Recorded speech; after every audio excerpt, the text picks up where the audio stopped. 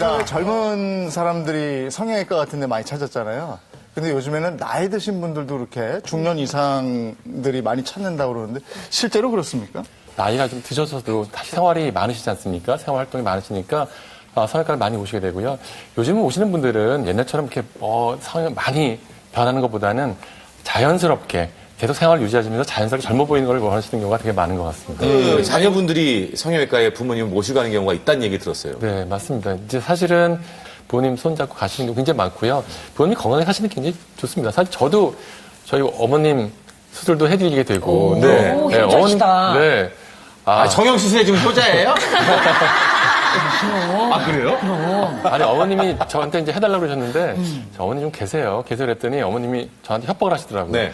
다른 데 가서 한다? 그렇게 해서 할 수 없이 해드렸었습니다. 수술 어느 부위를 가장 많이 해요? 가장 처음에 나이가 든다고 느끼는 게 눈입니다. 눈. 아, 눈이요? 네, 눈이고요.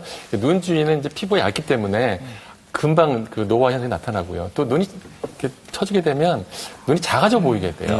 눈이 사람 인상이 변해요. 네, 그래서 보통 인상을 제일 많이 눈을 보지 않습니까? 근데 눈이 작아지면 인상도 변하고 우울해지고 그렇게 되고요. 또 이제 눈이 잘 안 보게 되면 인상을 쓰게 돼서. 이렇게. 네. 그래서 이마도 좀 주름이 깊어지고 그러니까 그만 나이 들어 보시고 그런 것들 때문에 제일 먼저 생각하시는 게 아마 눈이지 않을까 싶습니다. 근데 이 눈꺼풀이 늘어지고 눈에 주름이 많이 생기는 이유는 뭐죠?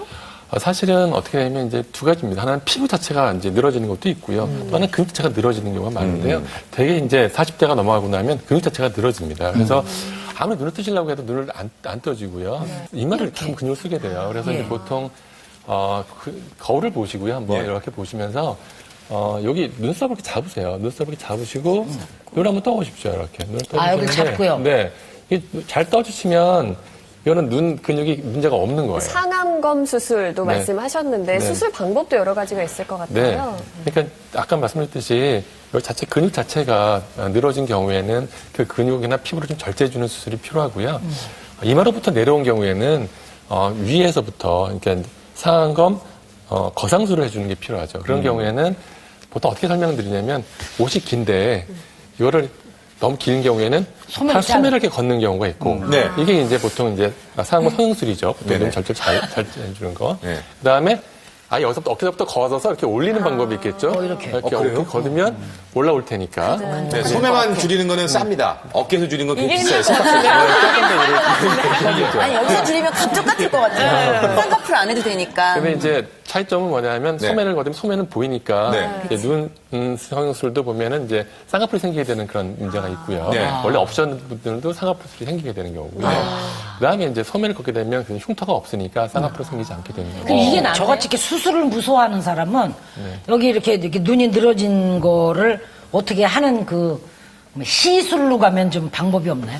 요즘은 레이저 굉장히 많이 좋아졌어요. 레이저. 그래서 이제 초음파 에너지 같은 걸 이용해서 근막을 자극해서 절개 없이도 눈꺼풀을 올려줄 수 있는 효과를 낼 수 있는 시술들이 지금은 많이 있습니다. 그럼 수술이나 시술 말고 그 눈꺼풀의 탄력을 좀 있게 유지하면 되잖아요. 그렇게 할 수 있는 방법은 없어요? 사실 그 전신의 피부는 부위마다 두께가 다 다른데요. 예. 근데 눈꺼풀 피부가 가장 얇아요. 그래서 가장 예민하고 가장 잘 건조해지고 가장 탄력도 잘 떨어지는 부위거든요. 네. 그래서 제일 조심하셔야 되는 거는 이제 보습이 잘 될 수 있도록 보습 크림이라든지 아이크림 같은 거 꾸준히 눈가 위주로 좀 많이 발라주시고요. 근데 눈가는 움직임이 많다 보니까 더 주름이 잘 생기는 거거든요. 그래서 근육을 좀 이완시켜줄 수 있는 좀 릴렉스 할 수 있게 이쪽을 좀 눌러주는 마사지 같은 걸 좀 집에서 해주시면 도움이 될 것 같습니다. 눈 밑에 있는 지방은 정상적으로 안화경막이라고 하는 구조에 의해서 이렇게 보호를 받고 있는데요. 나이가 들면 이 구조물도 힘이 굉장히 약해지게 돼요. 그래서 얘네가 힘이 빠지면 안에 보호받고 있던 지방이 밑으로 좀 흘러나오면서 밖에서 봤을 때 주머니처럼 좀 불룩 튀어나오게 보일 수 여기가 있습니다. 근데 이거 선생님 수술 안 하고 하는 방법은 없나요? 사실 수술이 가장 빠른 효과를 볼 수 있긴 한데요. 수술을 하려는 용기를 누구나 낼 수 있는 건 사실 아니잖아요. 그래서 보통 이제 피부과적 시술로 한다면 레이저로 간단하게 조금만 절개를 해서 그 지방을 제거를 한다든지 요즘에는 그 주머니를 빼지 않고 그냥 그 주머니 밑에 그 푹 파인 부분에 필러 같은 걸 넣어서 교정하는 방법도 있거든요. 근데 이렇게 하면 멍이나 붓기도 거의 없고 바로 일상생활도 가능하고 그리고 다크서클까지 같이 개선되는 효과가 있기 때문에 요즘 많이들 선호하고 계십니다. 수술 부작용 같은 건 없나요? 사실 수술이라는 건 뭐 항상 부작용의 위험성이 있습니다. 그래서 항상 조심하셔야 되고 알아보셔야 되고요. 너무 많은 기대를 하시는 것도 참 문제입니다, 사실. 근데 이제 이 눈술 같은 경우에는 사실 뭐 굉장히 저희 입장에서 보면 큰 수술은 아니니까 저심마취를 하지는 않기 때문에 그 문제는 없는데 가장 흔한 것이 주름보다 너무 많이 잘랐다거나 너무 적게 잘랐다거나 이런 게 문제가 되죠. 그래서 너무 많이 적게 자르면 다음에 최악 경우에 다시 하면 되는데 많이 자른 경우에는 이제 기능적 문제가 있기 때문에 저희 성형외과 선생님 보면 항상 많이 자르지 않게 조심을 하고 수술을 하고요. 네. 어떻게? 수술하지 않고 젊어지는 법. 먼저 주름진 근육을 마비시켜라. 몰라? 이게 무슨 얘기인지 전혀 모르겠습니다. 어떻게 한번 마비시켜? 볼까요? 보톡스. 아니, 이 보톡스는 어디에 가장 효과가 좋나요? 이제 저희가 얼굴을 봤을 때 근육이 제일 많이 움직이는 부위, 예를 들어서 뭐 눈가라든지 미간, 뭐 이마, 윗입술 이쪽에 주름이 주로 많이 생기잖아요. 그래서 이게 주름이 좀 덜 생길 수 있게 그 근육의 힘을 살짝 빼놓는 개념이라고 보시면 되세요. 그래서 근데 네. 선생님 이거 한두 번 맞아본 사람들 얘기 왈. 네. 자꾸 맞으면 얼굴이 확 무너진다. 네. 이제 또 하나는 진료하면서- 맞고 나면 이게 싹 올라가 버린다. 그래갖고 표정이 안 된다. 네. 그리고 자주 맞아야 된다. 자주 맞아야 돼. 네, 뭐 이런 얘기가 있어요. 첫 우리가 아는 번째 사실. 말씀하신 부분, 그러니까 진료실에서도 제가 제일 많이 듣는 질문인데요. 보톡스 필러를 하다가 계속 하다가 안 하면 오히려 더 처지는 거 아니냐, 막 흘러내리는 거 네네. 아니냐 질문 네, 네. 굉장히 많이 받거든요. 근데 보톡스 효과가 보통 6개월 정도 가는데요. 6개월 후에 예전보다 더 자글거리게 되는 일은 없고요. 그냥 치료 전으로 돌아간다고 보시면 되세요. 다만 보톡스를 너무 욕심을 과하게 맞으시면 내성이 생길 수 있으세요. 근데 내성이 내 몸에 위험해지는 증상이 생기는 게 아니라 보톡스 효과가 좀 떨어질 수 있으세요. 그래서 내성을 막기 위해서는 3개월 이상 간격을 두고 보톡스를 맞으시는 게 좋고요. 그리고 두 번째 말씀하신 이제 표정이 부자연스러울 수 네네. 있지 않느냐는 건 찌그러지질 사실 않더라고요. 맞아요. 부자연스러워질 수 있고요. 생각해봐도 웃는 근육을 힘을 빼놨는데 당연히 웃을 때 입은 웃고 있는데 입은 뭐 눈은 웃지 않고 이런 거 당연히 있을 수 있거든요. 아니 제 친구 하나는요. 여기를 많이 자주 맞더니 웃는데 손바닥 맞춰. 이러고 있는 거야. 뭐야 이거. 사실 그러신 분들은 용량을 좀 조절을 하거나 주사하는 포인트를 좀 위치를 바꿔야 돼요. 바꿔야 되기 때문에 가장 중요한 건 내가 이 주름을 정말 쫙 펴겠다라는 욕심을 버리셔야지 부자연스러운 주름을 막을 수 있을 것 같아요. 예, 페인 주름을 채운다. 채운다. 왠지 느낌이 뭘로 채워? 필러.